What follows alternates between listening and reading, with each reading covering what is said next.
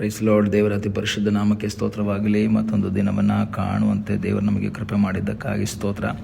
ಆತನು ಮಾಡಿದೆಲ್ಲ ಉಪಕಾರಗಳಿಗಾಗಿ, ಎಲ್ಲ ಆಶೀರ್ವಾದಗಳಿಗಾಗಿ ದೇವರಿಗೆ ಸ್ತೋತ್ರವನ್ನು, ಮಹಿಮೆಯನ್ನು ಸಲ್ಲಿಸ್ತೇನೆ. ಇಂದಿನ ವೇದ ಅಧ್ಯಯನಕ್ಕಾಗಿ ಒಂದು ವಾಕ್ಯವನ್ನು ಓದಿಕೊಳ್ಳೋಣ. ಪ್ರಲಾಪಗಳ ಪುಸ್ತಕ 3ನೇ ಅಧ್ಯಾಯ 25ನೇ ವಾಕ್ಯ. ಯೆಹೋವನು ತನ್ನನ್ನು ನಿರೀಕ್ಷಿಸುವವರಿಗೂ ಹುಡುಕುವವರಿಗೂ ಮಹೋಪಕಾರಿಯಾಗಿದ್ದಾನೆ. ಯೆರೆಮೀಯನು ಸೇವೆಗಾಗಿ ದೇವರಿಂದ ಕರೆಯಲ್ಪಡ್ತಾನೆ. ತನ್ನ ಸೇವೆಯಲ್ಲಿ ಅನೇಕ ರೀತಿಯ ಸಮಸ್ಯೆಗಳನ್ನು ಎದುರಿಸ್ತಾನೆ. ದೇವರು ಹೇಳಿರ್ತಾರೆ, ನಿನ್ನನ್ನು ಎದುರಿಸುವುದಕ್ಕಾಗಿ ಬರುವವರ ಮುಂದೆ ಅವರು ನೀನು ಯುದ್ಧ ಮಾಡುವಾಗ ನಿನ್ನನ್ನು ಉದ್ಧರಿಸಲು ನಾನೇ ನಿನ್ನ ಸಂಗಡ ಇರ್ತೀನಿ, ಅವರು ನಿನ್ನನ್ನು ಸೋಲಿಸಲ್ಲ, ನಿನಗೆ ಜಯ ಕೊಡ್ತೀನಿ ಅಂತೇಳಿ ಪ್ರಾಮಿಸ್ ಕೊಟ್ಟು ದೇವರು ಯೆರೆಮೀಯನನ್ನು ಸೇವೆಗೆ ಕರ್ಕೊಳ್ತಾರೆ. ಅವನಿಗೆ ಮೊದಲು ಸೇವೆಗೆ ಬರೋಕ್ಕೆ ಇಷ್ಟ ಇಲ್ಲ.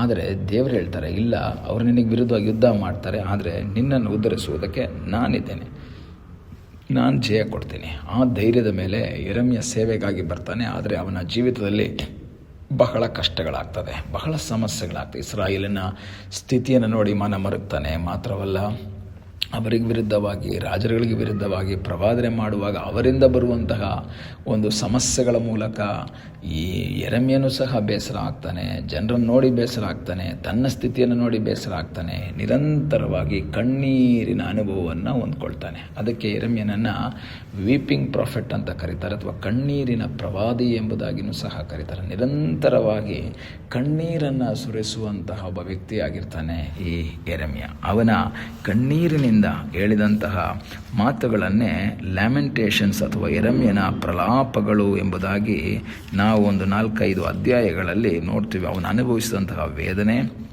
ಅವನು ಅನುಭವಿಸಿದಂತಹ ವ್ಯಥೆಗಳು, ಕಷ್ಟಗಳು ಎಲ್ಲವನ್ನ ಅವನದರಲ್ಲಿ ಬರೆದಿದ್ದಾನೆ. ಪ್ರಲಾಪಗಳ ಪುಸ್ತಕ 3ನೇ ಅಧ್ಯಾಯ 25ನೇ ವಾಕ್ಯವನ್ನು ನಾವಿವತ್ತು ಓದಿದ್ದೀವಿ. ಅಲ್ಲಿ ಅವನೇನು ಹೇಳ್ತಾನೆ ಗೊತ್ತಾ? ಯೆಹೋವನು ಯಾರು ತನ್ನನ್ನು ನಿರೀಕ್ಷಿಸುವವರಿಗೂ ಹುಡುಕುವವರಿಗೂ ಮಹೋಪಕಾರಿಯಾಗಿದ್ದಾನೆ. ಈ ಬೆಳಗಿನ ಸಮಯದಲ್ಲಿ ನಿನ್ನ ವೇದನೆಯ ಮಧ್ಯದಲ್ಲಿ, ನಿನ್ನ ಕಣ್ಣೀರಿನ ಮಧ್ಯದಲ್ಲೂ ಸಹ ನೀನು ನಿರೀಕ್ಷೆಯನ್ನು ಬಿಡಬಾರ್ದು, ನೀನು ಗುಣಗುಟ್ಟಬಾರ್ದು.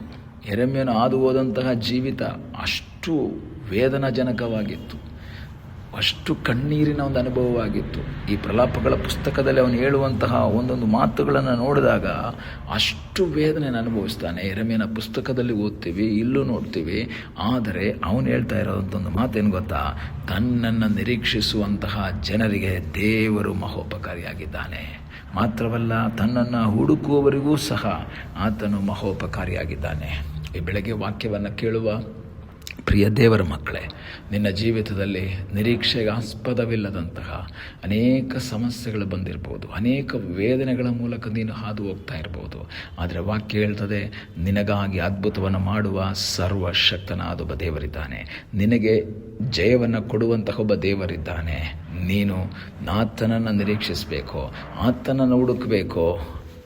ಯೆರೆಮೀಯನ ಜೀವಿತದಲ್ಲಿ ಒಂದು ಭಾಗದಲ್ಲಿ ನಿರಾಶೆಗಳಿದ್ದಾವೆ, ವೇದನೆಗಳಿದ್ದಾವೆ. ಅವನು ಮುಂದೆ ಬಂದಾಗ ಕೇಳ್ತಾನೆ, ಸ್ವಾಮಿ, ನೀನು ನನ್ನನ್ನು ಮರಳು ಮಾಡಿಬಿಟ್ಟೆ, ನಾನು ಬರಬಾರ್ದು ಅಂತ ಇದ್ದೆ, ನಾನು ಬರಲ್ಲ ಅಂತ ಹೇಳಿದ್ದೆ, ಆದರೆ ನೀನು ನನ್ನನ್ನು ಮರಳು ಮಾಡಿ ನಿನ್ನ ಸೇವೆಗಾಗಿ ಕರೆದು ಈ ಒಂದು ಸ್ಥಿತಿಗೆ ನನ್ನನ್ನು ತಂದಿದ್ದೀಯಾ ಅಂತನೂ ಸಹ ನೀನು ಮರಳು ಮಾಡಿದಿ, ನಾನು ಮರಳಾದೇನೋ ಎಂಬುದಾಗಿಯೂ ಸಹ. ಅಥವಾ ಇನ್ನೊಂದು ರೀತಿಯಲ್ಲಿ ಇಂಗ್ಲೀಷಲ್ಲಿ ಹೋದರೆ, ಯು ಹ್ಯಾವ್ ಡಿಸೀವ್ಡ್ ಮೀ ಅಂತಲೇ ಹೇಳ್ತಾನೆ, ನೀನು ನನಗೆ ಮೋಸ ಮಾಡಿದೆ ಅಂತಲೇ ಹೇಳ್ತಾನೆ. ನಾನು ಇರ್ತೀನಿ ಅಂತ ಹೇಳ್ಬಿಟ್ಟು ನೀನು ಕೈ ಕೊಟ್ಟಲ್ಲ ಅನ್ನೋ ರೀತಿಯಲ್ಲೆಲ್ಲ ಯೆರೆಮೀಯ ಮಾತಾಡ್ತಾನೆ ತನ್ನ ಪ್ರವಾದನೆಯಲ್ಲಿ. ಆದರೆ ಅವನು ತನ್ನ ನಿರೀಕ್ಷೆಯನ್ನು ಕಳ್ಕೊಳ್ಳಿಲ್ಲ.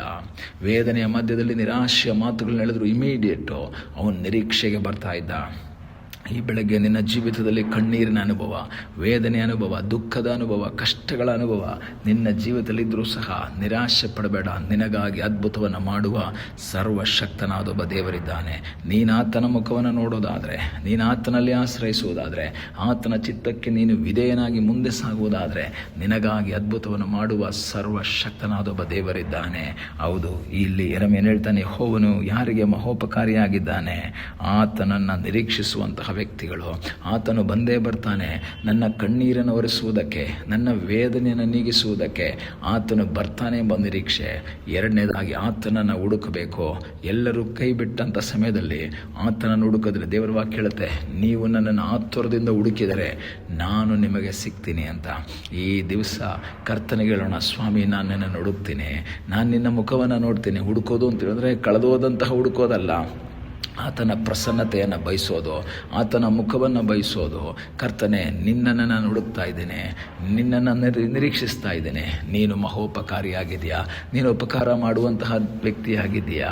ಆ ಜನರೆಲ್ಲರೂ ಯೆರೆಮೀಯನಿಗೆ ಅಪಕಾರ ಮಾಡ್ತಾ ಇದ್ದಾರೆ, ರಾಜ ವಿರೋಧ ಆಗ್ತಾ ಇದ್ದಾರೆ. ಅನೇಕರು ಅವನನ್ನು ಕಷ್ಟ ಕೊಡ್ತಾ ಇದ್ದಾರೆ, ಬೇಡಿ ಹಾಕ್ಸಿದ್ದಾರೆ, ಕೊಳ ಹಾಕಿದ್ದಾರೆ, ಆಳುಬಾವಿಗೆ ಹಾಕ್ತಾ ಇದ್ದಾರೆ, ಕೆಸರಿನಲ್ಲಿ ಬೀಳ್ತಾ ಇದ್ದಾರೆ, ಹೊಡಿತಾ ಇದ್ದಾರೆ. ಇಷ್ಟೆಲ್ಲ ಮಧ್ಯದಲ್ಲೂ ಸಹ ಅವನು ಹೇಳ್ತಾ ಇದ್ದಾನೆ, ನಾನು ನಿರೀಕ್ಷೆ ಕಳ್ಕೊಂಡಿಲ್ಲ, ನನ್ನ ದೇವರನ್ನ ನಿರೀಕ್ಷಿಸ್ತೇನೆ.